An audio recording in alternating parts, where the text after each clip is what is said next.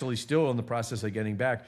Because of COVID, you mean? Because of everything that we've been through? InfoWars, because I was a bit brokenhearted about the whole thing that InfoWars when I quit, and you're welcome to talk. I don't know what happened there. I know that you're not on there anymore, but I mean, that's up to you. We don't have to get into it. I don't have any inside information. I just know what anyone else would know, which is that it's now state-run media, obviously.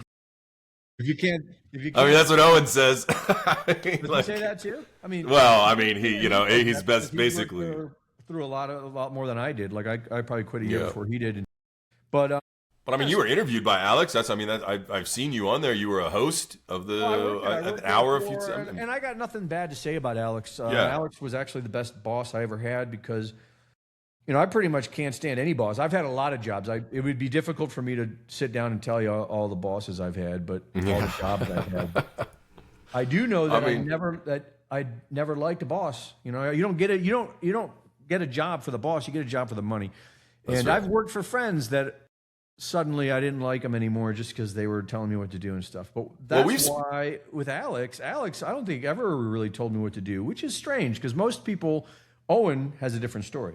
I have a unique story. I think partially, because I'm older than him. So he has a certain amount of like Southern Texas respect for that, I guess. But he also liked my videos from very early on. He almost immediately became a fan, and he immediately showed his poker face or showed his cards to me. I don't think he wanted to.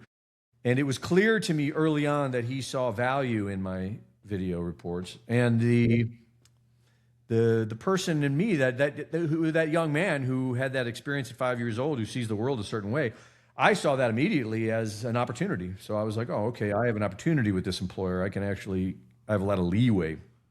Well, I've worked with Alex Jones. I mean, I nothing bad either. So I'm very curious. He was actually the best boss experience I ever had. Never told me what to do. Never even tried. He officially, he said you have to do ads. Everyone had to do ads, a certain amount of ads. And that's his business. Right, but I blew it off all the time. I did them only when I was inspired. It was rare. And then when I would do them, he would say, oh, your ads are great when you do them. He would throw in like that would be it's like a dad. That's like a dad comment. He would just say, great job. I wish you'd do more, Yeah, exactly. And I'm like, that's my kind of boss, Right. Currently, I'm working for myself right now, which is the first time the second time I've done that, but that's the best way to go. That's the best way to go in life. Should be every American's dream, I think, should be to somehow try to carve your own little piece out of all this mess. And I agree with you.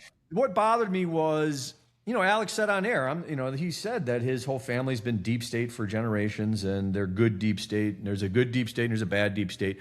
And then it started sounding like the QAnon story, which means basically this is way above your pay grade. Just trust the plan and kick back. And I realized, well, I'm not going to tell people that. And two, if that's true, which I can accept that that's true, I really can, because I really think that the picture is much bigger than I think than most people see, I think. Really? I think it's smaller. I think it's so clear. We should talk about that because let's.